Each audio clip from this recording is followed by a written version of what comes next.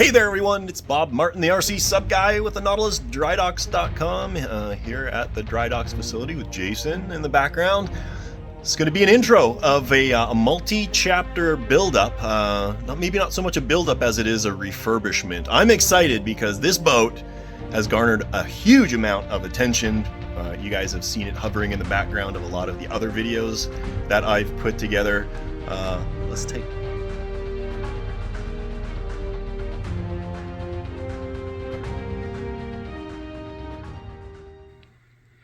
So here we are, 1/32nd scale U.S. Gato class submarine fleet boat, diesel electric from World War II. Probably one of the best known, most famous submarine classes of all time out of the United States. This particular boat came to me from a gentleman who I believe picked it up from somebody else. So he's never run it. It was originally built by a welder, I believe, back in the 90s. And he had all sorts of interesting gizmos. And we'll take a look on the inside here momentarily.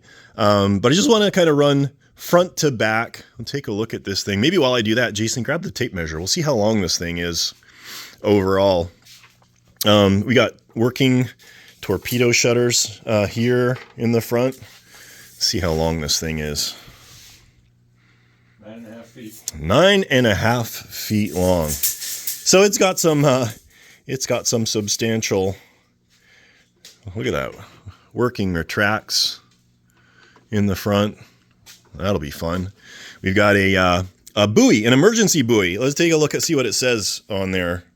Submarine sunk here, telephone inside.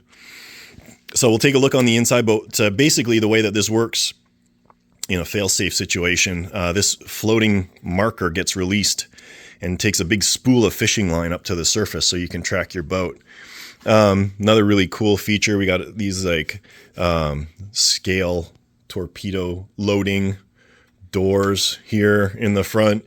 We're going to do a little bit of upgrades, I think, some modifications to some of these guns. He's a little bent. He needs some Viagra. Yeah, all these guns, these are tied together, or they were tied together to swivel, which is really cool. I believe this retracts and extends. So we'll take a look at that. We got some LED lights. We actually started playing around with this months and months and months ago. So we start, oh, there we go. Got some guns moving there. Hatches open. Look at that. Got a little weight on there. I wonder why he would do that. That's interesting. Probably to burp air out, I bet. So yeah, so to get access, I think this just, it's like a twisty catchy thing, right? So you spring loaded deal, and that's what holds the top on. Let's see, take a look at these props. These are probably 2.5, almost 3 inches in diameter. They got some girth to them. All right, let's lift the top off this thing and see what's underneath. That was easy. Let's tilt it on its side. Let's take a quick look. What do we got? So there's that spool of wire. Well, it's actually thread. We're going to have to replace that. There's a bunch of float switches in here that turned on and off various things. A waterproof servo. That's what swiveled the guns. You can see all that gun mechanism going on there, and then lights going on. So let's see what we got. Here's the linkage for the bow planes. This looks like this was a fill for the air for these ballast tanks. These things are huge. I'm going to say these are like 4 inches in diameter and probably 20 inches long. These are the ballast tanks, the main ballast tanks for it. There's a vent. I don't think those are functional anymore. That's kind of seized up. But hey, we'll get it working. Oh, there we go. There's a vent. Yeah, maybe it still works. Well, check it out. You can see a bunch of waterproof glands. Oh, that was good. A little greasy.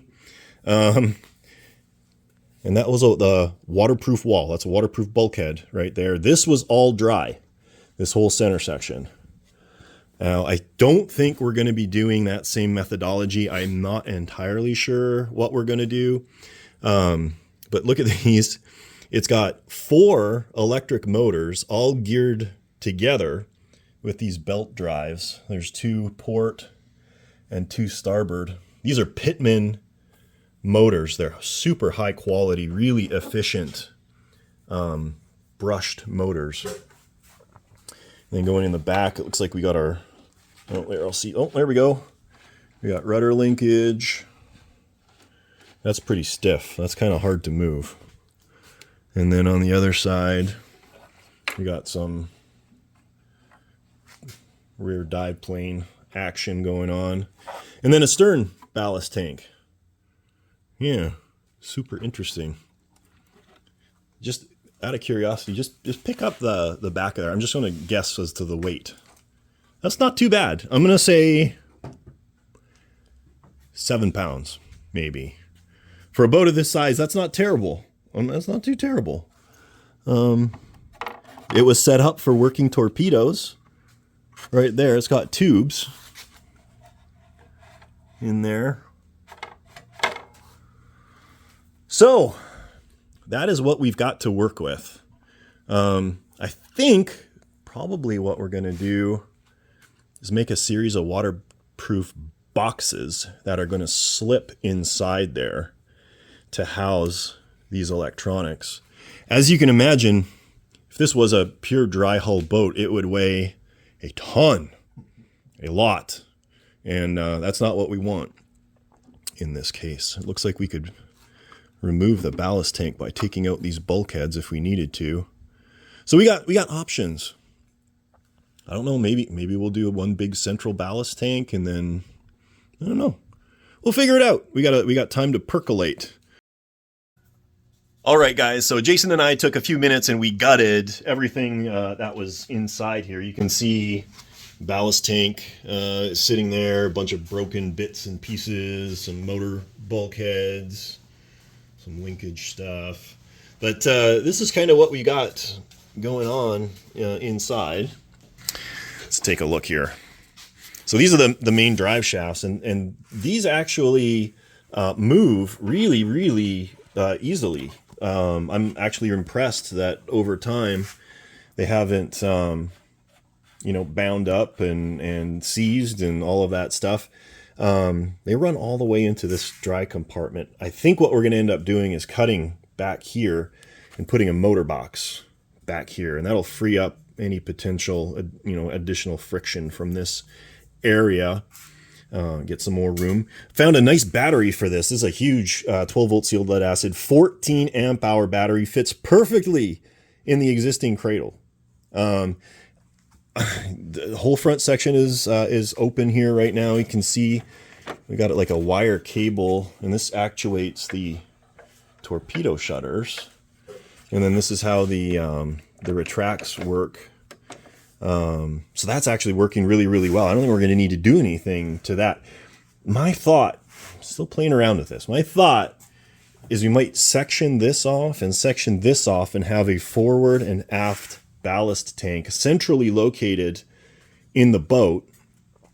And then this would all free flood. This would be where the battery would be. But I'm kind of thinking that would be pretty good. This volume and that volume together, I think, is going to be way more than we actually need to float the boat where it needs to be. So these are the waterproof boxes I'm thinking we're going to use, and these drop down real easily inside. They can sit something like that, and you can probably even pop them open right when they're mounted inside, but I would obviously make them removable.